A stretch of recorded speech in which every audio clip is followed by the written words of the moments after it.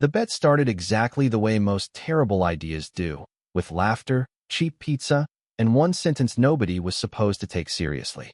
"I'll give you $100, Jake Morgan said, tossing a folded bill onto the coffee table, "if you can get my sister to agree to one date." The room erupted in laughter. Noah Bennett nearly choked on his soda. "Your sister?" he asked. Jake nodded confidently. "My sister. No chance." My point exactly. Friday night poker games had been a tradition since college. Every other week, the same 5 friends gathered in Jake's downtown apartment, arguing over football, ordering too much food, and pretending they actually knew how to play poker. Bets happened constantly. Most lasted 5 minutes. This one would change everything. Across the room, Tyler leaned forward. "You mean Emma?" Jake grinned. "The one and only." Tyler laughed so hard, he had to wipe tears from his eyes. "Man, she'd reject a millionaire. She already has." The table went silent. Noah blinked. "Wait, seriously?" Jake shrugged. "Tech entrepreneur." "What happened?" "She said he talked too much about himself." Everyone laughed again. Emma Morgan had become something of a legend among Jake's friends despite the fact that almost none of them had actually spoken to her for more than 30 seconds. She was 30 years old, owned a successful architectural design firm, ran half marathons for fun, fixed her own truck, refused help from anyone, and apparently terrified every man who attempted asking her out. "You know why nobody asks her anymore?" Jake continued. "Why?" "Because she answers every pickup line with a better comeback." Tyler nodded dramatically. "I witnessed one." "You did?" "Coffee shop." He pointed toward Noah. "Guy walks over and says, 'Do you believe in love at first sight?' And she says, 'No, but I do believe you should probably leave strangers alone while they're reading.'" The room exploded. Noah laughed harder than anyone. "I actually respect that." Jake pointed directly at him. "That's because you've never tried talking to her. No intention of changing that." "Smart man."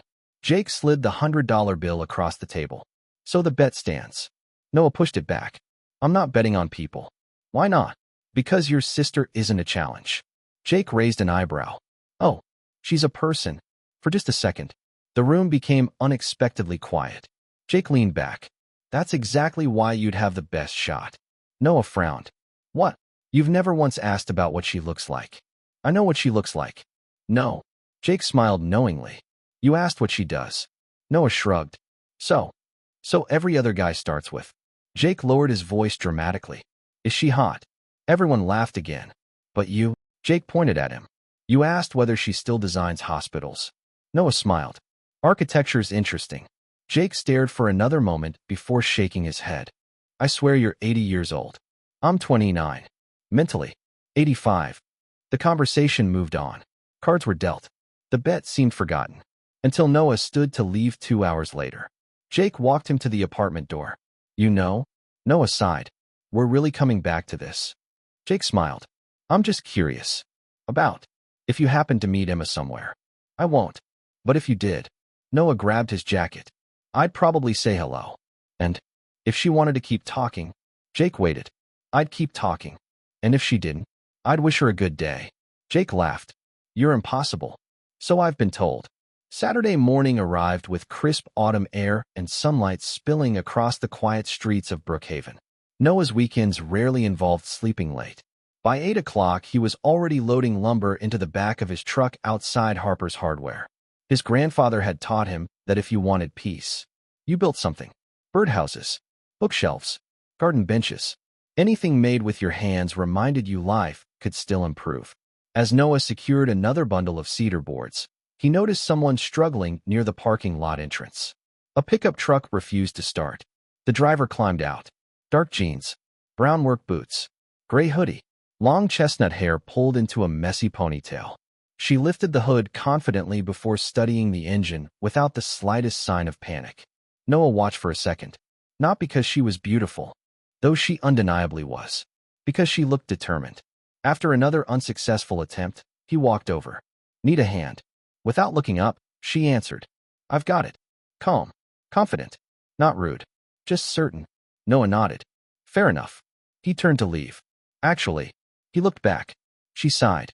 "I know absolutely nothing about engines." He smiled. "I had a feeling." "You could tell."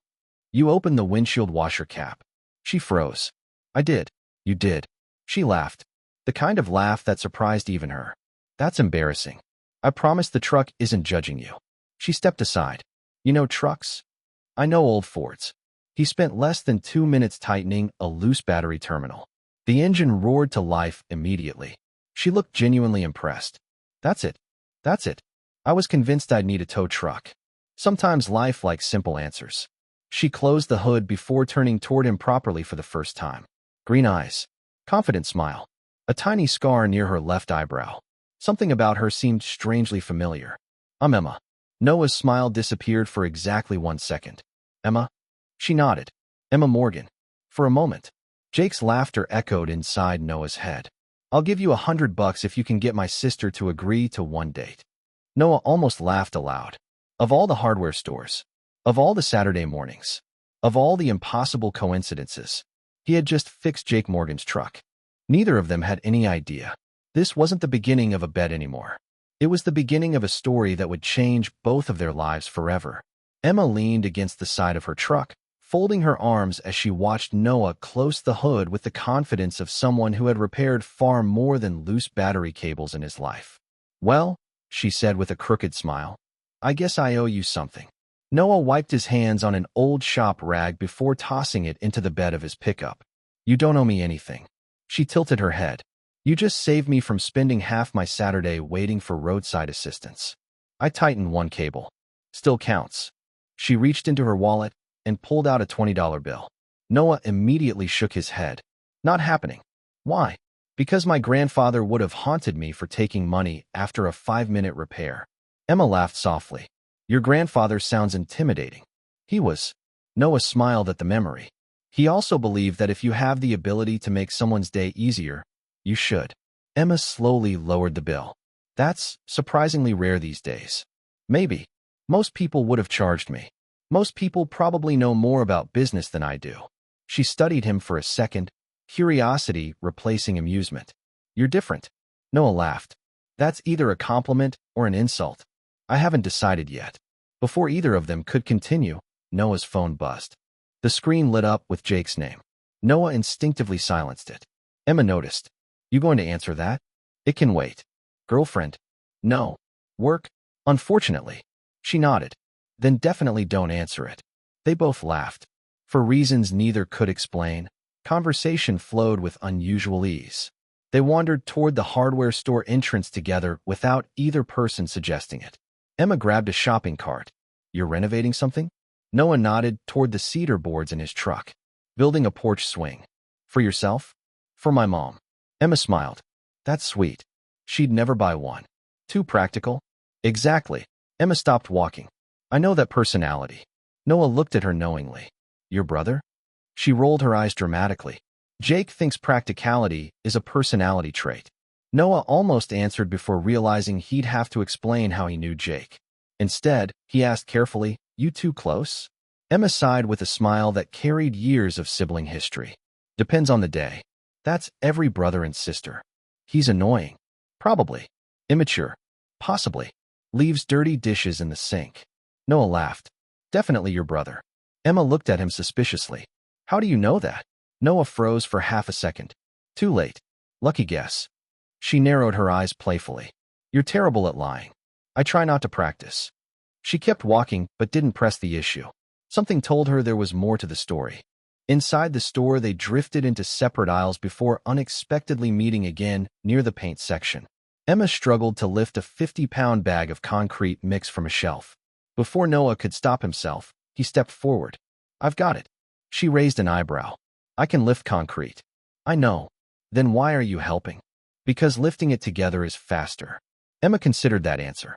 Fair point. As they loaded supplies into her cart, an elderly employee smiled while walking past.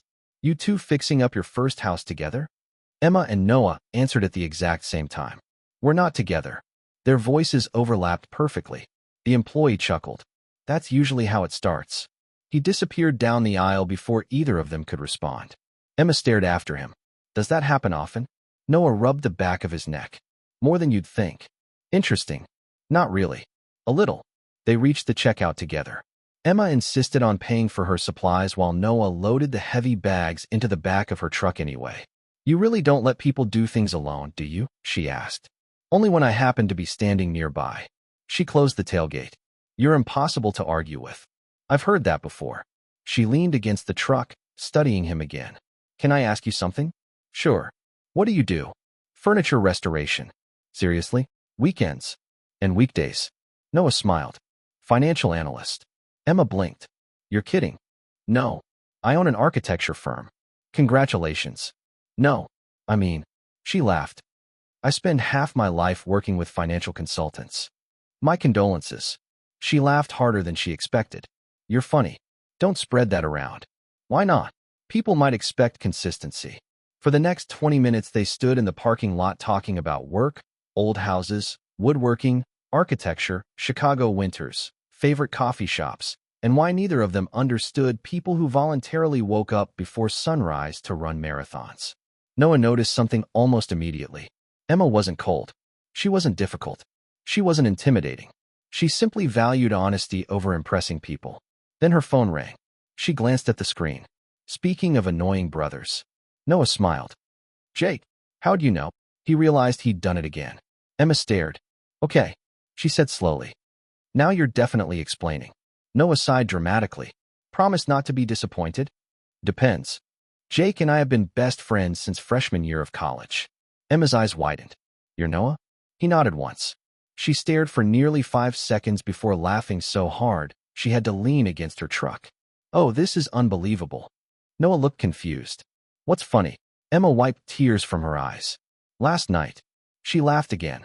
Jake called and said he'd made the dumbest bet in human history. Noah groaned. He told you. Every detail. I'm going to kill him. Emma shook her head, still smiling. Relax. You don't think I came here because of the bet? She looked directly into his eyes. No. Why? Because when you walked over. She smiled warmly. You had absolutely no idea who I was. Noah laughed with relief. Thank goodness. Emma extended her hand. How about we agree on something? What's that? Forget the bet ever happened. Noah shook her hand. Deal. Neither of them noticed Jake's SUV turning slowly into the parking lot across the street. He had come to buy paint. Instead, he looked across the road and nearly dropped his coffee when he saw his best friend laughing with his supposedly impossible sister. No way, he whispered. Absolutely no way. Jake Morgan sat frozen behind the steering wheel of his SUV, one hand still wrapped around his coffee while the other gripped the dashboard as though it might somehow explain what he was seeing. Across the parking lot, Noah Bennett, his best friend since freshman year of college, the man who had flatly refused the ridiculous bet less than 12 hours earlier, was standing beside Emma's truck, laughing harder than Jake had seen him laugh in months. Emma, his famously unapproachable older sister, was laughing too. Not the polite smile she gave clients or the restrained chuckle she reserved for family dinners. She was genuinely laughing, her shoulders shaking as she tried to catch her breath. Jake blinked twice. That's impossible, he muttered. She doesn't even laugh like that around me. Curiosity overwhelmed him. He climbed out of the SUV, quietly crossed the parking lot, and stopped just far enough away to watch unnoticed for another few moments. Noah was saying something about accidentally gluing his own shoe to a workshop floor during his first woodworking project, while Emma laughed so hard she nearly had to lean against her truck again. Jake couldn't remember the last time he'd seen his sister so relaxed around someone she had only just met. Well, Jake finally called out loudly. Either I've walked into an alternate universe, or my sister finally smiled at a man. Noah turned first. Jake. Emma spun around a split second later. What are you doing here? Jake looked between them dramatically. I should be asking both of you that. Noah sighed. It's not what you think. Jake folded his arms. Really? Because from where I'm standing, it looks exactly like the thing you swore wasn't going to happen. Emma frowned. Wait, what thing? Jake grinned mischievously. Noah closed his eyes. Please don't. Jake ignored him completely. My best friend here told me he had absolutely zero interest in asking you out. Emma slowly looked back at Noah. Did he? Noah rubbed the back of his neck. The conversation was taken wildly out of context. Jake laughed. No, it wasn't. Emma couldn't help smiling. Should I be offended? Noah immediately answered. No. She raised an eyebrow. That was fast. Because I didn't even know I'd meet you. Jake pointed dramatically. See? That's exactly what he told me. Emma looked between them before bursting into another fit of laughter. You two argue like children. Only because he acts like one, Noah replied. Jake placed a hand over his heart. That hurts. You'll survive. Emma smiled as she watched them. For years she'd listened to Jake tell stories about Noah, the dependable friend who never forgot birthdays, who helped everyone move apartments, who could repair almost anything, and who somehow managed to stay calm in situations that drove everyone else crazy. She had imagined someone much older, someone serious. Instead, standing before her was a man who looked completely comfortable making fun of his best friend while somehow remaining effortlessly kind. Jake noticed the expression on Emma's face and immediately recognized it. His grin widened. Interesting. Emma narrowed her eyes. What? Nothing. Jake. Nothing at all. Noah interrupted before the conversation could spiral further. You were buying paint. Jake snapped his fingers. Right. That's why I'm here. He looked toward Emma. Mom asked if you were coming to dinner tomorrow. Emma nodded. I'll be there. Jake looked back toward Noah, pretending to think deeply. Actually, Noah sighed. Don't. You should come too. Emma looked surprised. Noah laughed awkwardly. I don't think that's a good idea. Why not? Jake asked innocently. Because it's your family dinner. Exactly. Which means family. Jake shrugged. You've practically been family for 15 years. Emma looked curiously between them. He's not wrong. Noah hesitated. He had attended countless Morgan family barbecues and holiday gatherings throughout college, but not for several years after everyone became busy with careers and adult life. I don't want to intrude, he said. Emma surprised both men by speaking first. You wouldn't. Noah looked at her. She smiled softly. Dad would probably be disappointed if you didn't come. Jake immediately pointed at her. Uh-huh. Emma rolled her eyes. Don't make it weird. Too late. Noah couldn't stop smiling. What time? Jake clapped his hands together triumphantly. 1 o'clock. Emma laughed. You're both ridiculous. Accurate, Noah admitted. They loaded the last of Emma's supplies into her truck before preparing to leave. As Noah climbed into his pickup, Emma called his name. He leaned back out the window. Yeah. She hesitated just long enough to make him wonder what she was about to say. Thanks for helping today. Noah smiled. You're welcome. I mean all of it. He nodded once. See you tomorrow. See you tomorrow. She watched his truck disappear through the intersection before climbing into her own vehicle. Jake leaned against his SUV, smirking like someone who had just solved a mystery. Emma noticed immediately. Stop smiling. Can't. Why? Because. He folded his arms. That's the happiest I've seen you. After meeting someone in years. Emma started her engine. You're imagining things. Jake laughed. Sure I am. She drove away before he could continue, but his words lingered in her thoughts during the entire drive home. Meanwhile, Noah couldn't stop replaying the morning either. Somewhere between fixing a battery cable, sharing stories inside the hardware store, and watching Emma laugh until tears filled her eyes, he had completely forgotten about the ridiculous bet. For the first time in a long while, he wasn't thinking about deadlines, promotions, or responsibilities. He was thinking about tomorrow's family dinner, and wondering why he suddenly found himself looking forward to seeing Emma Morgan again. Neither of them realized that Sunday's family gathering would uncover an old secret, test loyalties that had lasted for years, and force both of them to ask whether what had started as an unbelievable coincidence was quietly becoming something neither of them had planned for. If you're enjoying this story, don't forget to subscribe to Velvet Hearts X for more emotional slow-burn romance, unforgettable characters, and heartwarming love stories that prove the best relationships often begin when life least expects them.